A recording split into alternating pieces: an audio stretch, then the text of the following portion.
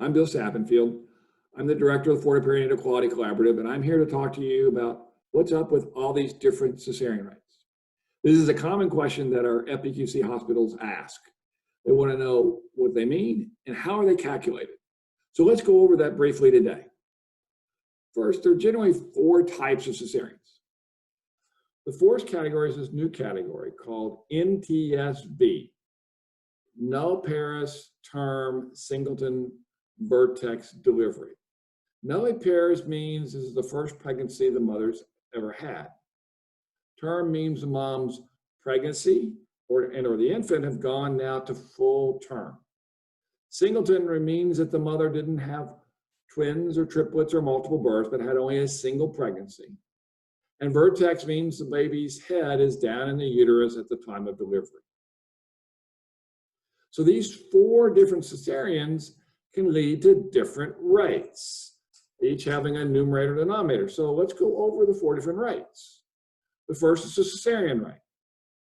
Cesarean rate is simply all cesareans over all deliveries or births.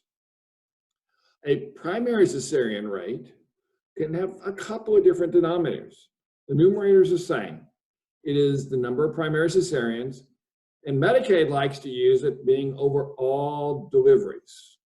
So it's primary cesareans over all deliveries.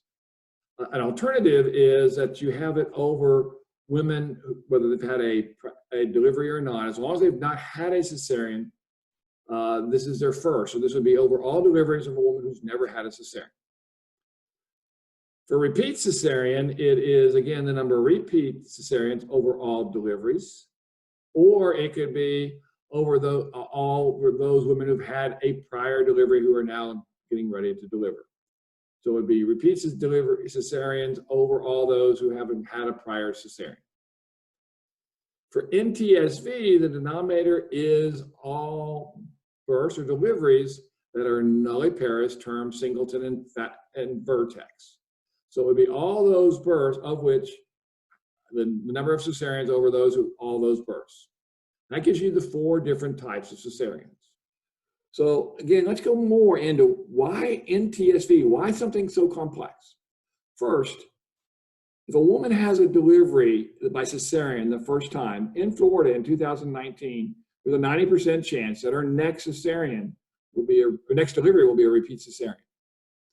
So that it really is an opportunity for preventing this long series of cesareans and improving the outcomes for both the mom and the baby across all of her pregnancies. Next, these NTSV cesareans contribute to the large increase in U.S. cesarean deliveries over the last 2 decades. We've had a pattern where they've been just increasing, and they cause more and more cesareans needing to be done. It also explains a lot of the variation between hospitals. When you get down to it, if you look at their NTSV cesarean rates, a lot of the variability is just caused by all these first-time births. Next, it adjusts for, again, as I mentioned earlier, a lot of these reasons why, our main reasons why cesareans are done, so that it makes hospital cesarean rates more comparable when you're looking across. And lastly, we can rapidly monitor this. We use birth certificate data here in Florida. We can get your cesarean rates back for your hospital within a month. And you can compare that to all the other hospitals in the Provide Initiative or across the state. So it allows for a rapid quality improvement process. So all these reasons become a very powerful reason why you should be interested in NTSV, how it's calculated and what it means. But why is it important? Well, here, let's look at the 2019 NTSV cesarean deliveries in Florida across all of our 113 delivery hospitals. If you look at this, you can see that our rates in Florida go from the teens up to the 50s. You might say that, well, maybe it's all those high-risk facilities that have those reasons to have cesarean that we're not taking into account. Well, in fact, many of your high-risk academic centers now have NTSV rates at about 21 and lower. In fact, they beat the 2020 goal that we want all hospitals to reach this year, which is 23.9. And as you can look by this graph, we have a large proportion of hospitals in Florida that are a long way from meeting this 2020 objective this year.